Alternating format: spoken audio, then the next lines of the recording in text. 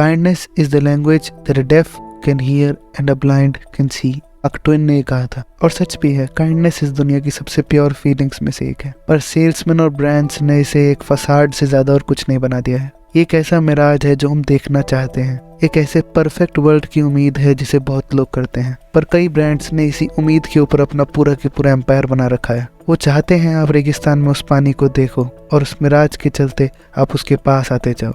उसके पास आते हुए आपको पता चलेगा कि आप पानी पीने नहीं, अपना पसीना निकालने जा रहे हो, पर तब तक बहुत देर हो चुकी होगी। आप इस स्ट्रेटेजी से बच नहीं सकते। अगर आप बच भी गए तो भी आपका इनर गिल्ट आपको मार देगा। चलिए आज इसी के बारे में जानते हैं। इस वीडियो में हम इसी टॉपिक को एक्सप्लोर करेंगे।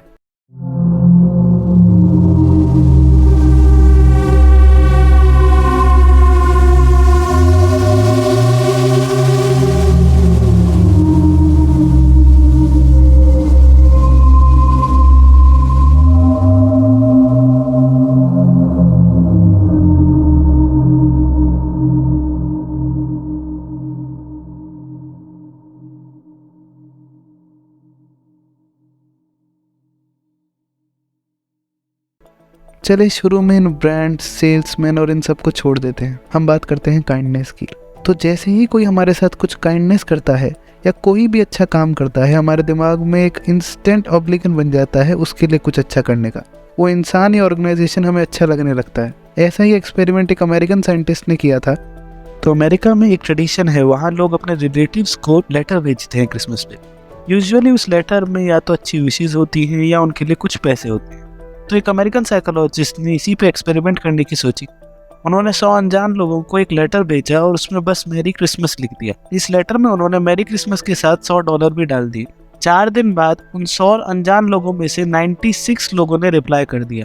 ज़्यादातर लोगों ने उस लेटर के साथ 100 या उससे ज़्यादा डॉलर ही डाले थे। उन लोगों ने अपने लेटर में उस अनजान आदमी को अंकल कह के रिस्पॉन्ड किया। कितनी प्यारी हैप्पी स्टोरी थी। एक काइंडनेस के बदले में दूसरे ने दूसरी काइंडनेस करी, या फिर कहें करनी पड़ी। देखिए, भले ही उन साइकोलॉजिस्ट का कोई गलत इंटेंशन नहीं था, पर किसी ने उनसे वो $100 मांगे नहीं थे। वो 100 के 100 लोग उस $100 को रख भी तो सकते थे। उन्हें एक अनजान आदमी को पैसे वापस करने की क्या जरूरत पड़ गई? असल में ये चीज उन्होंने उस साइकोलॉजिस्ट के लिए नहीं बल्कि खुद की पीस ऑफ माइंड के लिए की थी। जब भी हम किसी से काइंडनेस रिसीव करते हैं, हम ऑब्लाइज्ड हो जाते हैं उसे कुछ वापस देने के लिए, और ये वापस देना हमारी चॉइस नहीं, हमारी ड्यूटी बन जाती है। दिमाग इसे एक इम्पोर्टेंट ड्यूटी की तरह कंसीडर करता है और बाकी एक्शंस अपने आप हो जाते हैं। इन पैटर्न्स को फॉलो करने की वजह से ही कई ऑर्गेनाइजेशन ने इसे यूज करना शुरू कर दिया, पर काइंडनेस के लिए नहीं, खुद के फायदे के लिए। इनमें से ही एक ऑर्गेनाइजेशन एक रिलीजियस ग्रुप थी। ये रिलीजियस ग्रुप बहुत ज्यादा फाइनेंशियली सफर कर रहा था। उसके पास छोटी छोटी डोनेशंस भी नहीं आ रही थी, तो उन्होंने एक नई स्ट्रेटेजी का यूज करना शुरू करा। वो लोग एयरपोर्ट पे खड़े हो जाते और लोगों को फ्री में अपनी रिलीजियस बुक देते और उन्हें कहते ये गिफ्ट है, इसके बदले उन्हें कुछ नहीं चाहिए, ना तो पैसे और ना कुछ और। जिन लोगों को वो बुक गिफ्ट करते उन्हें ऑब्लिगेट होना पड़ता और वो उन्हें कुछ ना कुछ दे के ही जाते। ज्यादातर लोग उन्हें $100 या उससे ज्यादा पैसे ही देकर जाते। पर अगर ध्यान लगाया जाए तो एयरपोर्ट पर आए हुए लोगों ने उनसे ना तो वो किताब मांगी और ना उस किताब को खरीदा, पर फिर भी उस किताब के उन्हें पैसे देने पड़े। ऐसा क्यों होता है कि हम ऑब्लिगेट हो जाते हैं कुछ पैसे देने के लिए? पर चलिए सिर्फ एक बार सपोज करके देखते हैं, ये सेम चीज आपके साथ होती है। आप एक एयरपोर्ट पे जाते हैं और आपको सेम तरीके से एक रिलीजियस बुक मिलती है और आप उसे उठाते हैं और वहाँ से सिर्फ लेकर चले जाते हैं, उन्हें वापस कुछ नहीं देते। वहाँ आसपास खड़े जितने लोग होंगे वो सब आपको एक बुरा आदमी समझेंगे। उन सब लोगों का छोड़िए, आप अंदर से खुद ऐसा फील करेंगे कि आपने कुछ गलत किया है, जबकि वो बुक तो एक गिफ्ट थी ना। और जहाँ तक मैंने समझा है, गिफ्ट का रिप्लाई पैसे तो नहीं होते, पर फिर भी ये ट्रिक हमेशा काम आती है। अमेरिका में ये ट्रिक इतनी ज्यादा डेंजरस हो गई कि पैसेंजर्स को एयरपोर्ट अथॉरिटीज को कंप्लेंट करनी पड़ी। इवन इन इंडिया आप कई बार इसे रेलवे स्टेशन या फिर रोड पे या फिर बस स्टैंड पे इसे एक्सपीरियंस कर सकते हैं। अब कई तरीके की स्मॉल ऑर्गेनाइजेशंस भी ये सब करने लग गई हैं। मेरा मानना यह है कि रिलीजन को एटलीस्ट प्योर रखना चाहिए। उसे इन सब पॉन्जी स्कीम्स का यूज करके पैसे कमाने की जरूरत नहीं पड़नी चाहिए, क्योंकि ऐसा करके वो अपने डिवोटीज का ही मिसयूज कर रहे हैं। इस स्ट्रेटेजी की सबसे डरावनी पार्ट है कि हम इसे नोटिस भी नहीं कर सकते। ये एक ऐसा मिराज है जो हमें एंड तक रियल लगता है, एक ऐसा फसाड जिसे पकड़ पाना बहुत ही मुश्किल है। इसलिए हमें अपने ब्रेन को ट्रेन करने की बहुत ज़्यादा ज़रूरत है। जैसे हमारी मसल्स के लिए जिम बनी है, ऐसे ही हमारे ब्रेन सेल्स के लिए भी हमें ट्रेन करना चाहिए। ऐसा आप चेस खेल के कर सकते हैं या फिर और कोई स्मार्ट गेम खेल के। मेरी नज़र में एक ऐसा ही स्मार्ट गेम है, डेथ बाय द लेटर। ये गेम आपको अनसर्टेनिटी के लिए रेडी करता है और साथ ही साथ एक थ्रिल और चेज का फील भी देता है। इस गेम में आपको एक किलर को ढूंढना होता है, बाकी सारे क्लूज और एविडेंसेस बॉक्स के अंदर पहले से ही होते हैं। आप इस गेम में खुद को एक डिटेक्टिव की तरह फील करते हो। आपके सोचने का पर्सपेक्टिव बहुत ज़्यादा अलग हो जाता है, जिसकी वजह से आप ऐसे हिडन ट्रूथ को बहुत जल्दी ढूंढ सकते हो। ये एक real life murder mystery game है जो अमेजोन और फ्लिपकार्ट पे अवेलेबल है।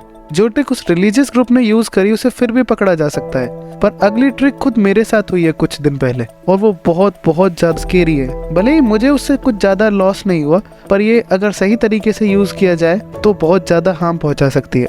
अभी कुछ टाइम पहले मैं एक रात को यहीं बाहर टहलने निकला था, तो मैंने देखा कि सड़क के कोने पे एक लड़के ने छोटा सा स्टॉल डाला हुआ है। जब मैं वहाँ पहुंचा तो उस लड़के ने मुझसे पूछा कि क्या मुझे म्यूजिक शो की टिकट्स चाहिए। मैंने हाल ही में एक म्यूजिक शो देखा था, तो मैंने उसे मना कर दिया। वो थोड़ा उदास हुआ और उसने मुझसे कहा कि कोई बात नहीं, मैं एक चॉकलेट ही ले लूँ। उसे उदास देखकर मुझे बुरा लगा और मैंने वो चॉकलेट ले ली। पर एक सेकंड, वो ये हुआ क्या? थोड़ी देर बाद जब मैंने बात सोची तो मुझे पता चला कि वो आदमी पासेस बेच ही नहीं रहा था। उसने मुझसे पासेस इसलिए पूछे क्योंकि मुझे पता था कि मैं 2000 के पासेस नहीं लूँगा। और एक मिनट, ना मुझे चॉकलेट पसंद है पर मुझे पैसे पसंद है, और वो लड़का मेरे पैसे लेकर खड़ा था और मैं उसकी चॉकलेट। मैं नॉर्मल कंडीशन में उस लड़के को बहुत आराम से पकड़ लेता, पर जैसे ही उसने बोला कोई बात नहीं आप ये मत लीजिए, तो एक मेरे अंदर गिल्ट की फीलिंग आई। भले ही उसने मेरे ऊपर कुछ फेवर नहीं किया, पर मुझे उस बात से ऐसा लगा कि मैंने कुछ गलत किया हो, और ऐसा ही लगता है ज़्यादातर लोगों को। इस गिल्ट की फीलिंग ने मेरा बाकी सारा सेंस गायब कर दिया। मैं ऑब्लाइज्ड हो गया कि मुझे उसके साथ कुछ अच्छा करना पड़ेगा क्योंकि मैंने उसके साथ कुछ बुरा किया है। यहाँ पे उसने फेवर फॉर फेवर टेक्निक की जगह लॉस को कंपनसेट करने के लिए फेवर की टेक्निक यूज करी। इस स्ट्रेटेजी से बचने का एक बहुत बड़ा इस स्ट्रेटेजी से बचना बहुत ज़रूरी है, क्योंकि जो आप पे फेवर करता है वो आपसे फेवर करने के लिए एक्सपेक्ट भी करता है। ये सिर्फ सेल्स में नहीं बल्कि डिप्लोमेटिक रिलेशंस में भी बहुत काम आता है। आपको किसी से भी फेवर एक्सेप्ट करने से पहले 2 बार सोचना चाहिए कि उसे रिटर्न में क्या चाहिए, क्योंकि काइंडनेस एक ऐसे मास्क की तरह है जिसे यूज करना बहुत आसान है और इससे बचना बहुत मुश्किल, क्योंकि अगर आप इस बच भी गए तो भी आपको आपका इनर गिल्ट मार देगा। इससे बचा सिर्फ इसके फर्स्ट फेज में ही जा सकता है, फेवर को एक्सेप्ट ही ना किया जाए। सिर्फ यही एक तरीका है जिससे आप बच सकते हैं। But the problem is we all love favours, so the cycle keeps going.